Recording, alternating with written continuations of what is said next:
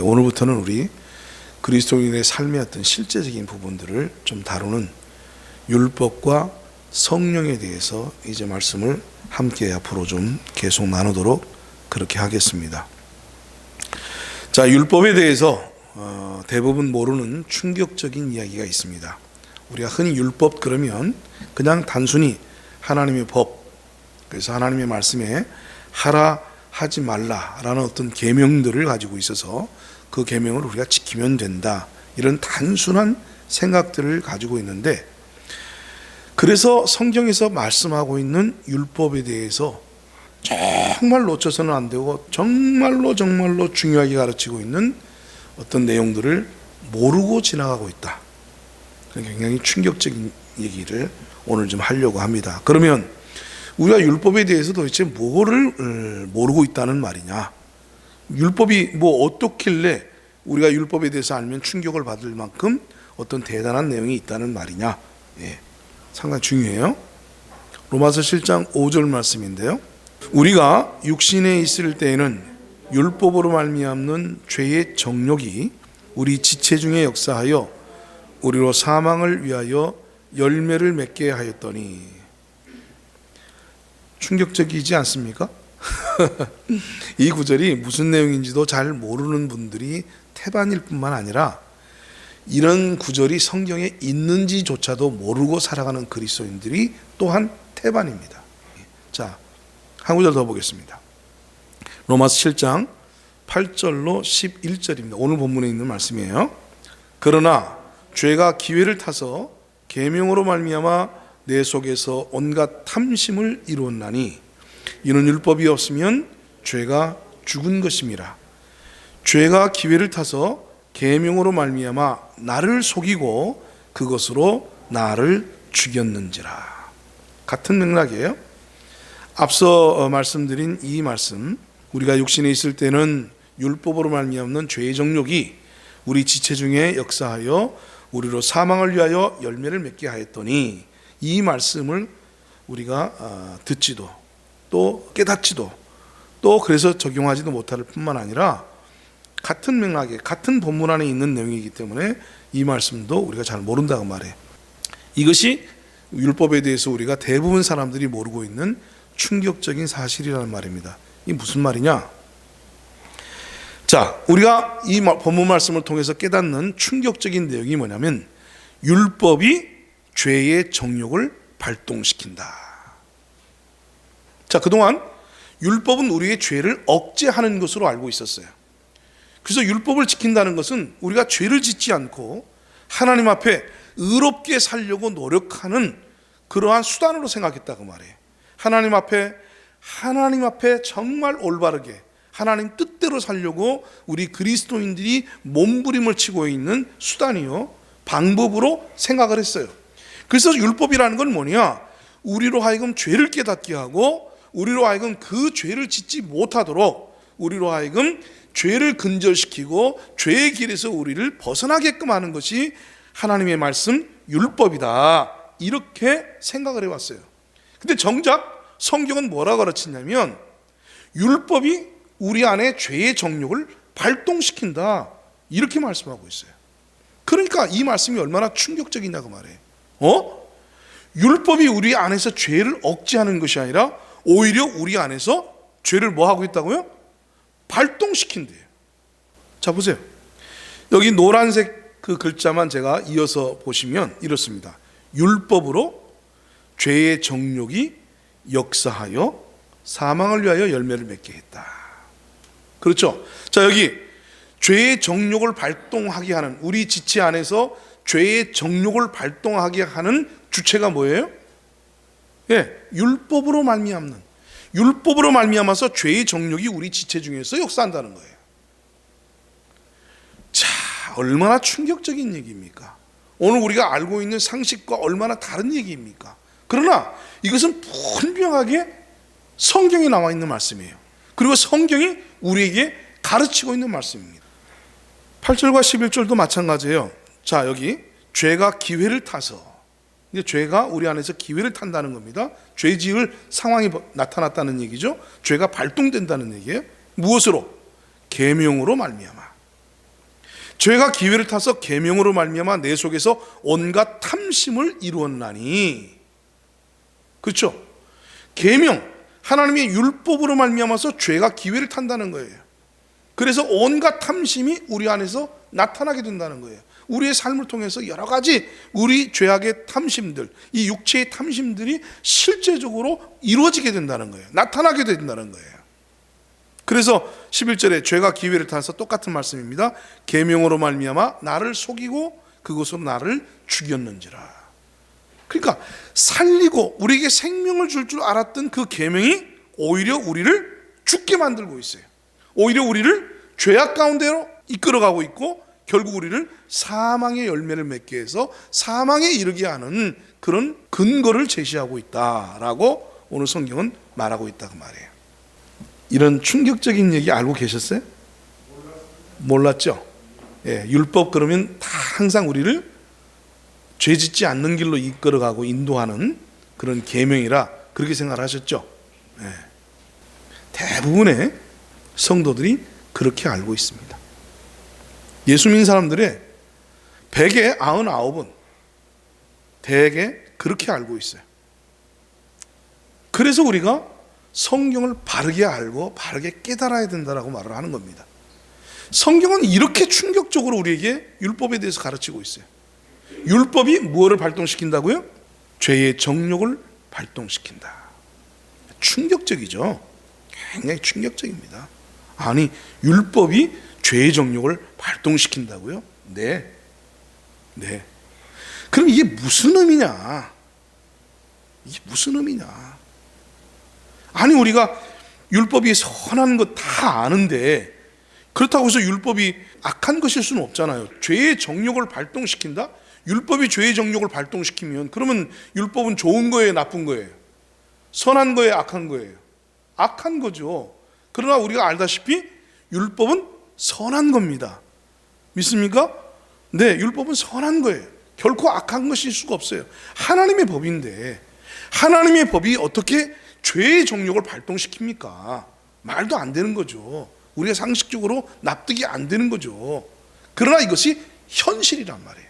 그래서 여러분, 이론과 현실은 다른 거예요. 우리가 하나님 말씀을 볼 때에 현실적인 입장에서 봐야 돼요. 특별히 로마서 이 7장은 사도 바울의 개인적인 경험을 토대로 해서 자신의 경험을 바탕으로 해서 자기가 깨달은 바를 하나님의 말씀으로 조명해 놓은 겁니다. 내가 깨닫고 보니까 이 말씀은 이런 의미를 갖고 있더라 하고 자신의 체험과 경험을 바탕으로 해서 기록한 것이 로마서 7장이에요.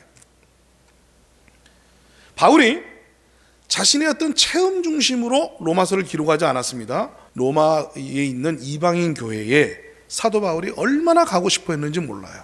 근데 이 로마 교회에 제대로 가서 성도들을 만나서 이 하나님 말씀을 증거할 기회를 얻지 못하니까 그가 서신의 형태로 복음의 내용을 정밀하게 아주 구체적으로 그리고 체계적으로 논리적으로 기록해서 보낸 것이 로마서예요.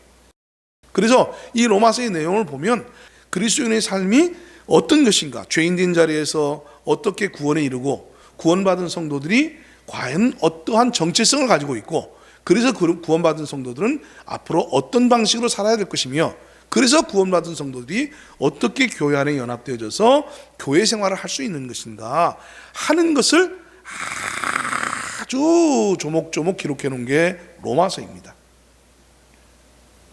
그런데 이 로마서 전체 중에서 이 7장만큼은 그가 체계적으로 어떤 논리를 가지고 기록했다기보다는 자신의 체험에 입각해서 체험을 중심으로 해서 기록한 것이 로마서 7장이에요. 그러니까 로마서 중에서도 이 로마서 7장은 아주 독특한 성격을 가지고 있어요. 그리고 아주 독특한 위치에 있습니다. 본문의 내용은 6장 다음에 8장으로 넘어가는 것이 지극히 자연스럽습니다. 원래 그렇습니다. 6장의 내용에서 8장으로 넘어가는 것이 이 로마서의 그 주제의 흐름이, 논리적 흐름이 아주 자연스러워요. 근데 여기 느닷없이 7장을 통해서 바울이 다시금 마치 그 구원의 문제를 다시 이야기하고 있는 것 같은 그러한 느낌을 받게 되니까 이미 구원 문제가 5장에서 끝났고 6장에서는 구원받은 성도들이 어떤 예수 안에서 일이 벌어져서 어떤 정체성을 가지고 있는가를 설명해 주고 있는데, 이미 구원의 문제가 4장 5장에서 다 끝났는데 여기 그리스도인의 정체가 무엇인가까지 설명한 마당에 이제 우리가 성령으로 살아야 된다라는 8장 주제로 넘어가야 되는데, 느닷없이 다시 구원 문제를 다루고 있는 것처럼 죄로 말미암는 심각한 고민의 문제가 여기 7장에서 언급되어지니까 이게 도대체 뭐야? 이게 무슨 의도로 여기 7장에 기록되어 있는 거야? 뭐를 우리에게 말하고 싶은 거야? 하고 당황하게 된 거죠. 그러나 사도 바울은 이 7장이 얼마나 중요한 것인가를 말하기 위해서 자신의 체험을 바탕으로 해서 이 7장을 이야기하고 있습니다. 그리고 이 7장은 사도 바울이 지금까지 이야기해 나가고 있는 전체의 흐름에 반하지 않습니다. 오히려 7장을 제대로 이해하고 나면, 7장의 내용은 아까 뭐라고 그랬어요? 율법이 죄의 정욕을 발동시킨다. 이 율법이 죄의 정욕을 발동시킨다는 이 개념이 무엇인가를 체험적으로 바르게 이해하고 깨닫고 나면 오히려 6장과 8장 사이에 반드시 필연적으로 이 7장이 있어야 된다는 사실을 역설적으로 알게 되죠. 그래 얼마나 사도 바울이 치밀한 사람인가, 그 사도 바울이 얼마나 정말 논리의 귀재인가를 우리는 깨닫게 되죠. 그만큼 이 로마서 7장의 내용은 대단히 중요한 내용입니다. 그래서 저는 이제 여러분들과 함께 이 로마서 7장이 무엇을 의미하고 있고, 그래서 이것이 우리의 삶 속에서 어떻게 이해되어져야 되고, 이 로마서 7장을 통해서 우리가 어떤 그리스도인의 삶을 살고 나가야 될 것이냐 하는 부분에 대해서 이제 앞으로 몇 시간이 될지는 모르겠습니다만은 좀 구체적으로 함께 살펴보면서 은혜를 받기를 원합니다. 아멘. 자, 로마서 7장을 이해하지 못하면, 로마서 7장을 이해하지 못하면 로마서 7장의 삶을 살게 되집니다. 24절입니다. 자, 24절 같이 읽습니다. 시작. 오호라, 나는 곤고한 사람이로다. 이 사망의 몸에서 누가 나를 건져내랴. 네, 이 사도 바울의 심각한 고민, 심각한 고통의 신음의 목소리가 여기 나와 있습니다. 오호라, 나는 곤고한 사람이로다. 이 사망의 몸에서 누가 나를 건져내랴.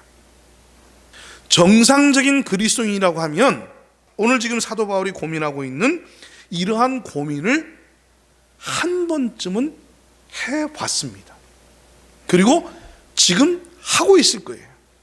그리고 이 로마서 7장에서 말하고 있는 사도 바울의 말씀의 의미를 이해하지 못하게 되어지면 여전히 이런 고통 속에 살게 되질 겁니다. 그래서 이것이 체험적이라고 말씀드렸잖아요. 오호라, 나는 곤고한 사람이로다. 아니, 사도 바울이 예수 믿고 구원받고 하나님의 자녀로서, 또한 하나님의 사도로서 위대한 삶을 살았습니다. 그는 많은 성도들에게 뭐라고 말했습니까? 내가 그리스도를 본받은 것처럼 너희도 나를 본받으라. 이렇게 당당한 사람이에요. 그런데 그가 말하기를 이런 고통의 과정이 자신에게 있었다라고 고백을 하고 있어요. 뭐라고요? 오호라, 나는 곤고한 사람이로다. 이 사망의 몸에서 누가 나를 건져내랴 하는 이런 고민을 정말 현실적으로 했었다라고 얘기를 합니다. 그러면 이 사망의 몸에서 누가 나를 건져내랴라고 하는 이 고민은 어떤 고민이 결과인가 한번 보세요. 7장 15절. 내가 행하는 것을 내가 알지 못하노니 곧 내가 원하는 것은 행하지 아니하고 도리어 미워하는 것을 행함이라. 자, 사도 바울의 현실적인 고민이 바로 이겁니다. 내가 도대체 왜 이러고 사는지, 내가 왜 이렇게 행동하며 사는지 정말 도무지 알지 못한다는 거예요. 자기 자신을 납득을 하지 못하는 거예요. 내가 행하는 것을 내가 알지 못하노니. 왜? 곧 내가 원하는 것은 행하지 아니하고 도리어 미워하는 것을 행함이라. 자기가 원하는 게 있는데 원하는 걸 행하지 못해. 오히려 도리어 미워하는 것을 행해. 그런 자신을 보면서 내가 이해가 안 된다. 바울은 이런 고백을 하고 있는 거예요. 난 이해할 수가 없다. 만일 내가 원하지 아니하는 그것을 행하면 내가 이로써 율법이 선한 것을 시인하노니. 율법은 선한데 도대체 내가 왜 원하는 것을 행하지 못할까? 이제는 그것을 행하는 자가 내가 아니요 내 속에 거하는 죄이니라. 내 속 곧 내 육신에 선한 것이 거하지 아니하는 줄을 아노니 원함은 내게 있으나 선을 행하는 것은 없노라. 이게 지금 현재 고민이에요. 내가 정말 하나님 뜻대로 살기를 원하는 마음은 있는데 내 속에 내 육신에 선한 것이 없어. 그래서 그 원하는 선을 행하지를 못해. 이것이 바로 납득을 하지 못하겠다는 거예요. 내가 하나님 뜻대로 살고 싶은데, 내가 하나님 뜻대로 살고 싶은 강력한 의지를 가지고 있는데, 하나님의 계명을 지키고 하나님의 율법대로 살려고 내가 그렇게 몸부림치고 애를 쓰는데 정작 내 자신은 어떻게? 그렇게 살아요? 못 살아요? 못 살아. 오히려 거꾸로 어떻게 살아요? 혈기 부리고 짜증내고 미워하고 다투고 그런 그 육신적인 어떤 삶을 살게 되더라고 말이에요. 이게 사도 바울이 자신이 경험하고 겪었던 신앙의 지금 현재 간증입니다. 19절, 내가 원하는 바 선은 행하지 아니하고 도리어 원치 아니하는 바 악을 행하는도다. 자, 여러분, 오늘 저와 여러분의 고민이 이런 고민 아니겠어요? 내가 정말 하나님 뜻대로 살기 원하고 선을 행하고 의를 행하기 원하는데 도리어 원치 않는 악을 행하는도다. 참 기가 막힌 거죠. 이것이 바로 사도 바울의 고민이었습니다. 자, 근데 이렇게 말씀드리니까 어떤 분은 이게 뭔 소리야 하고 지금 이제 눈만 껌뻑껌뻑 감았다 떴다 하시는 분이 있어. 왜 그러겠어요? 죄와 싸워서 이기려고 하는 노력이 없었던 사람이죠. 즉 의롭게 살려고 하는 강렬한 의지를 가지고 행동해 본 일이 없는 사람이죠. 지금 이 바울의 고민은요, 의롭게 살려고 노력하는 과정 속에서 겪었던 자신의 체험을 얘기하고 있는 거예요. 아시겠어요? 그러니까 예수 믿고 난 내 마음대로 살아, 예수 믿고 하나님 뜻대로 살려고 하는 의지가 없어, 이런 사람은 이 말씀과 무관해요. 걱정하지 마세요. 그냥 그렇게 사세요. 그 사람은 그렇게 사는 수밖에 없어. 그런 사람들은 이 메시지를 들어야 되는 게 아니라, 아니 성도가 그렇게 살면 되겠어? 그따위로 살면 되겠어? 적어도 우리가 하나님의 자녀요, 빛의 자녀인데 어둠 가운데 행하지 말고 우리 안에 있는 성령을 쫓아서 선한 삶을 살아야 되고 거룩한 삶을 살아야 되지, 무슨 그렇게 자기 마음대로 자기 생각대로 자기 의지대로 살아? 이런 메시지를 들어야 되죠. 그러니까 지금 이런 갈등이 없는 성도들은 지금 이 말씀이 의미가 없어. 네? 자, 그런데 이 말씀을 아주 그냥 너무 현실적으로 정말 납득하고 공감하는 사람들은 어떤 사람이냐? 진짜 하나님 뜻대로 살려고 몸부림쳐 본 사람. 저는요, 이 말씀을 읽을 때 너무 공감이 됐던 게, 정말 하나님 뜻대로 살려고 몸부림쳤던 사람 중에 한 사람입니다. 지난번에 그 한 목사님이 지난주에 오셔서 저에 대한 말씀을 해주셨죠. 고등학교 때 예수를 만나고 주의 종으로 부르심을 받고 난 이후에 주님 뜻대로 살아보겠다고 얼마나 제가 몸부림쳤는지 몰라요. 학교 가서 시간마다 성경을 봤대잖아요. 그 제 입으로 말하면 못 믿을 사람이 많은데 같은 한 반에 있어서 증인으로서 그날 얘기를 해주잖아요. 제가 맨날 성경만 읽었겠어요? 하나님 앞에 엎드려서 보통 하루에 2시간 이상씩 기도했습니다. 여름에는 땀이 비 오듯이 그렇게 기도했어요. 기도의 내용이 뭐겠어요? 아니, 고등학교 학생이 뭐 하나님 나에게 하늘의 복을 주세요, 뭐 그런 기도 하겠습니까? 아니에요. 하나님, 내 마음이 예수님을 닮게 해주세요. 저희 교회 목사님이 교회 이름을 뭐라고 지었냐면 성심교회라고 지었습니다. 거룩한 마음이죠. 성심이 뭐냐면 예수님의 마음이에요. 그래서 우리 이문택 목사님 다음에 언제 한번 또 기회가 있을 때 한번 모실 텐데, 모시려고 했다가 코로나가 터져서 지금 못 모셨는데요, 그분이 주제곡처럼 부르는 찬송이 뭐냐면 예수를 닮기 내가 원하네, 그 찬송이 있죠. 그 목사님의 메시지는 우리가 예수를 닮아야 된다, 주님을 닮아야 된다, 이게 메시지였어요. 그러니까 고등학생이 구원받고 난 이후에 그 마음에 하나님의 말씀으로 정말 간절하게 들을 때에 내가 예수님처럼 살아야 된다, 예수님을 닮아야 된다, 그런 어떤 노력을 했습니다. 근데 제가 제일 안 됐던 것 중에 하나가 뭐냐면 집에만 가면은 제가 아주 그냥 심각해져요. 왜냐하면 제가 어머니 아버지가 그 교회 성심교회를 개척할 때 창립 멤버였습니다. 설립 멤버로서 같이 개척을 해놓으시고 개척하는 도중에 다른 교회로 가버리셨어요. 저는 그게 이해가 안 됐어요. 책임감이 없다. 아니 한 교회를 개척을 했으면 그 교회가 성장하고 부흥할 때까지 최선을 다해서 함께 그 교회를 지켜서 할 수 있는 일을 다 해야지. 헌신하고 충성해도 부족한 판에 교회를 같이 개척해놓고는 무책임하게 홀쩍 다른 교회로 떠나버렸으니까 전 고등학생 제가 납득이 안 되는 거예요. 이해가 안 되는 거예요. 우리 부모님이지만. 그래서 부모님은 다른 교회 가셨어도 저는 남았어요. 그게 우리 부모님 마음속에 자존심이 상한 거예요. 니까짓 게 뭔데 이 자식아, 어? 내가 그 교회를 떠났는데 네가 뭔데 그 교회를 지켜. 그러니까 제가 부모님을 따르지 않은 것도 괘씸하지만 제가 여전히 그 교회에 남아있는 것을 볼 때 자신들에게 상처가 되는 거예요. 양심을 자극하지고 섬기겠다고 하고 앉아있으니 얼마나 화가 나겠습니까? 그러니까 그렇게 예수님을 잘 믿는다고 하시는 분이 저를 그렇게 미워하셨어요. 나중에 제가요 목사가 되겠다고 하니까 저희 아버님이 저한테 맨 처음에 하신 말씀이 무슨 말인지 아십니까? 목사? 웃기지 마라 자식아. 너 같은 놈이 목사를 한다고 해서 한국교회가 이 모양 이 꼴이 되는 거야. 충격적이죠. 부모로서, 그동안 예수 믿는 그 아버지로서 그 자식이 주의 종이 돼서 신학교를 가겠다고 하는데 그게 말이 되겠어요? 참 귀하다. 우리 아들 주의 종이 되겠다고 하니 정말 고맙다. 이렇게 말을 해도 부족할 판에 주의 종의 길을 가겠다고 하니까 너 같은 놈이 주의 종이 돼? 목사가 돼?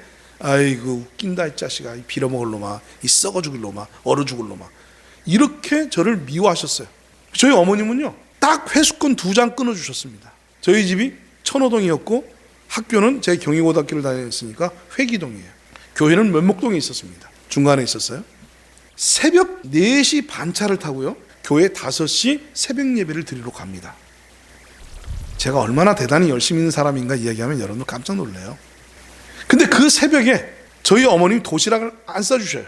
안 싸주시지. 미워 죽겠는데. 더더군다나 그 먼 거리에 새벽 기도까지가 미친놈. 새벽 기도 가는 제가 못마땅하니까 도시락도 안 싸주셔요. 그리고 회수권 딸랑 2장 줘요. 자 그러면 한 장 이미 벌써 교회 새벽 예배 드리러 올 때 사용했어요. 그럼 다른 한 장은 어떻게 해요? 집에 갈 때 써야 되잖아요. 그러니까 새벽 예배 끝나고 경희고등학교 그 회기동까지 제가 걸어서 학교를 갑니다. 새벽 예배 끝나고 걸어서 학교를 가요. 한 40분 정도 걸립니다. 그리고 다시 걸어서 교회를 옵니다. 방과 후에. 그리고 예배당 청소 싹 해놓고 성경 읽고 기도하고 신방 돌아다니고 주일학교 학생들. 제가 주일학교 교사였으니까. 그리고 난 다음에 마지막 회수권 한 장을 가지고 집으로 버스를 타고 가는 거예요. 식사 시간에 어쩌다가 마주쳐서 밥을 먹으면요 좌불안석이에요. 밥을 편안하게 먹을 수가 없어요. 아주 못마땅해 하는 아버지 표정, 시큰둥하신 어머니, 어쩌다 밥을 먹으면 야단을 칩니다. 또 그럼 막 눈물을 쏟아내게 만들어요. 그러면 사내 자식이 또 운다고 또 뭐라고 그래요. 그러면서 달고 사는 소리가 이 빌어먹을 놈, 썩어 죽을 놈, 얼어 죽을 놈. 그 양반이 오늘날 말하자면 서울대학교 나오는 그런 학부 출신입니다. 굉장히 고급 인텔입니다. 공무원이셨고요. 그런데도 그렇게 썩어 죽을 놈, 얼어 죽을 놈, 빌어먹을 놈이라는 말을 달고 살았어. 저주를 하다시피 한 거죠. 저도 마음속에 미워 죽겠는 거죠. 아버지가 막 뭐라고 잔소리하면 속에서 반발심이 일어나요. 야, 너희 교회 목사님이 그렇게 가르치는? 그럼 제가 속에서 뭐라고 그러겠어요? 그러면 아버지 그 교회 목사님은 자식한테 이렇게 대하라고 가르치십니까? 아유 참 하는 짓 못돼 처먹은 놈 그렇게 말하면 그럼 아버지는 지금 저한테 잘돼 처먹게 행하고 계십니까? 아니 야단을 맞으면 내가 반성을 할 수 있는 뭐가 있어야 되는데 반성이 되는 게 아니라 반발이 되잖아요. 더더군다나 그때 사춘기 아닙니까? 그러니 아버지가 사랑스럽겠어요? 그러니 어머니를 내가 사랑할 수 있겠어요? 아니에요. 근데 교회만 가면 목사님은 맨날 뭐라 그래요? 원수를 사랑하라. 오른뺨을 치거든 왼뺨을 돌려대라. 속옷을 달라는 자에게 겉옷까지 벗어주거라. 오리를 동행하고자 하는 자에게 심리를 동행해주라. 맨날 그런 말씀이야. 예수님 본받아야 된다. 예수님처럼 살아야 된다. 그러니 그 말씀을 들을 때마다 쭉 회개하죠. 아버지 제가 또 우리 아버지를 미워했습니다. 우리 어머니를 사랑하지 못했습니다. 그러니까 그 말씀 듣고 나면은요, 다른 사람 다 집으로 돌아가도요, 저는 30분, 1시간 동안 회개하면서 기도해요. 눈물을 흘리면서 기도한다고요. 주님, 내 마음속에 우리 아버지 사랑하는 마음, 우리 어머니 사랑하는 마음 주세요.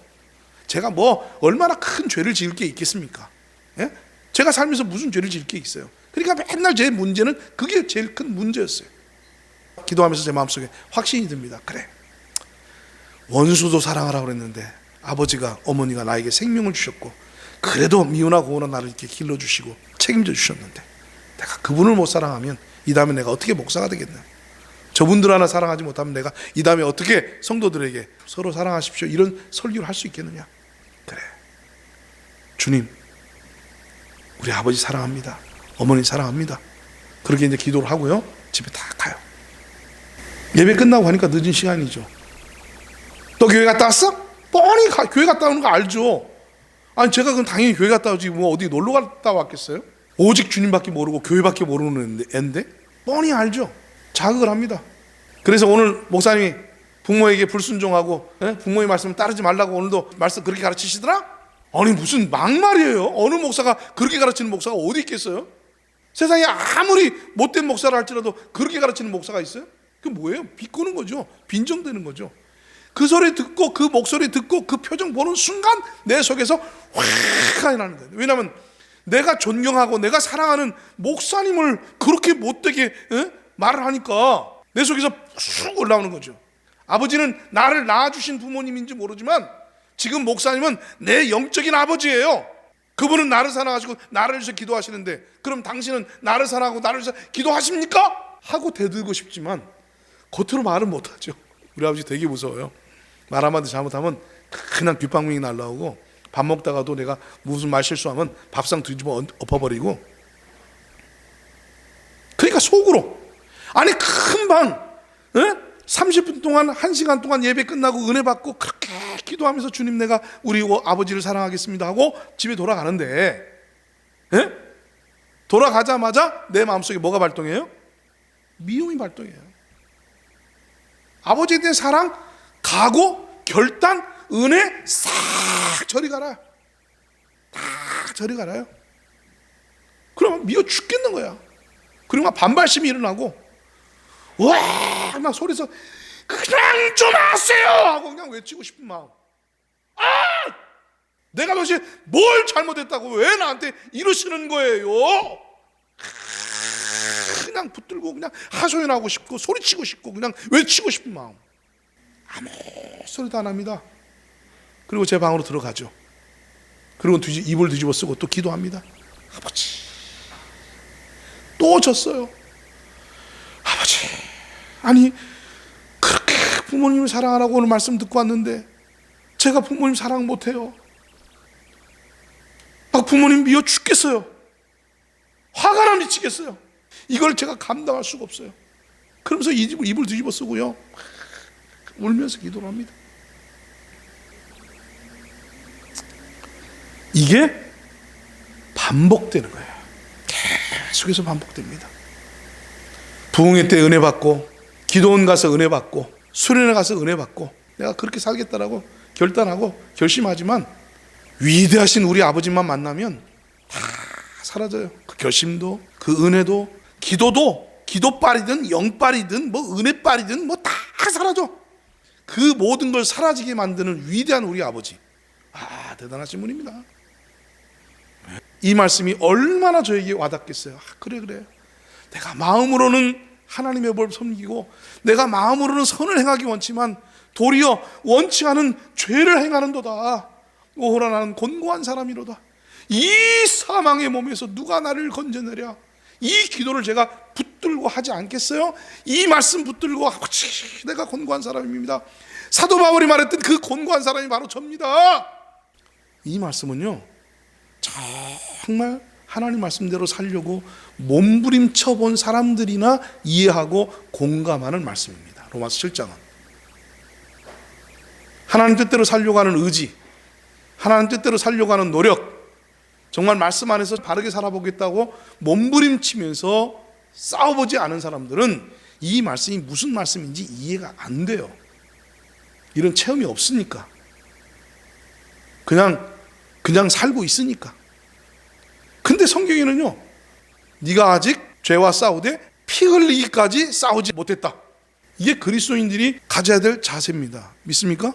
그래서 이 로마서 7장의 말씀이 공감이 안 되시는 분이 계신다면 그분은 좀 제발 주님 뜻대로 살려고 오늘 주님 뜻대로 살게 해 주시옵소서. 제가 하나님의 말씀대로 살기를 원합니다. 그렇게 결단하시고 그렇게 기도하시고 그런 사람이 되시기 바랍니다. 자, 그러나 목사님, 이 말씀 제가 공감해요. 이 말씀 이게 저예요. 하나님 말씀 몰라서도 아니고 은혜를 못 받아서도 아니고 정말 내가 신앙생활하면서 별의별 체험, 별의별 과정, 별의별 모든 것들을 다 겪어봤지만 그래도 안 돼요. 제일 안 되는 게 뭐냐? 여러분요, 성도들을 제일 좌절하게 만들고 하나님 뜻대로 살려고 노력했던 사람들이 제일 좌절하게 되는 것이 뭔 줄 아십니까? 혈기. 그죠? 혈기. 아무리 은혜 받아도요, 혈기 한번 부리고 나면요, 경건하게 살려고 노력했던 것, 막 기도 1시간 2시간 했던 것, 말씀에 은혜 받고 아멘 아멘 했던 것 한순간에 다 날아가 버려요. 그리고 좌절감, 그리고 죄책감, 무기력함, 허무함, 이게 도대체 뭐냐? 화내면서부터 알잖아요, 우리는. 그죠? 참, 이게 뭐냐? 내가 왜 이러고 사는지 내가 정말 모르겠다. 그럼 왜 이런 일들이 벌어지고 있냐 그 말이에요. 아니, 하나님 뜻대로 살려고 노력하는 왜 우리에게 왜 이런 일들이 벌어지고 있고, 왜 우리는 이런 문제를 극복하지 못하고 있고, 왜 우리는 이 굴레에서 다람쥐 쳇바퀴 돌듯이 이 삶을 반복하냐 그 말이에요. 뭘 몰라서 그래요? 율법이 죄의 정욕을 발동시킨다, 이 말씀을 몰라서 그래요. 기도 열심히 하면 뭐예요? 달라지는 게 없는데, 똑같은데. 자, 그러면 이게 그리스도인의 정상적인 삶이냐? 예? 우리 그리스도인들은 그렇게밖에는 그럼 못 사는 거냐? 아니라는 거죠. 바울이 이런 심각한 고민을 이야기한 것은 이 문제에 해답이 있기 때문에 이 얘기를 하는 거지. 야, 예수 믿어도 우리는 이런 삶밖에 못 살아? 어쩔 수 없어. 알았지? 할 수 없어. 나도 겪어보니까 뭐 그렇더라. 뭐 이 이야기 하려고 지금 이 로마서 7장을 기록해 놨겠어요? 로마서 8장 1절 2절입니다. 시작. 그러므로 이제 그리스도 예수 안에 있는 자에게는 결코 정죄함이 없나니 이는 그리스도 예수 안에 있는 생명의 성령의 법이 죄와 사망의 법에서 너를 해방하였습니다. 할렐루야. 뭐를 했다고요? 해방하였다고. 여기 잘 들으세요. 여기 해방하였다라는 말은 사했다라는 말이 아닙니다. 죄를 사했다는 문제는 로마서 4장에서 끝났어요. 이거는 죄를 사한 문제가 아니라 죄로부터의 해방의 문제예요. 이제 바울의 로마서 7장의 이 고백은 내가 비록 이런 수렁에 빠졌지만 이 수렁으로부터 내가 해방을 받았다. 이 수렁에서부터 벗어났다. 이 다람쥐 쳇바퀴 돌듯이 내 일상이 반복되어지고 계속 거듭거듭해서 이런 어떤 굴레 가운데 있지만 이 굴레로부터 벗어나는 길이 있더라. 그거를 내가 깨달았다. 그 사실을 얘기하는 것이 로마서 8장인 겁니다. 그래서 6장과 7장과 8장의 관계를 이제 말씀을 통해서 성경 전체를 통해서 이제 오늘 서론 부분으로 해서 이제 다음 시간부터 좀 이 문제를 구체적으로 좀 현실적으로 좀 다뤄보기를 원합니다.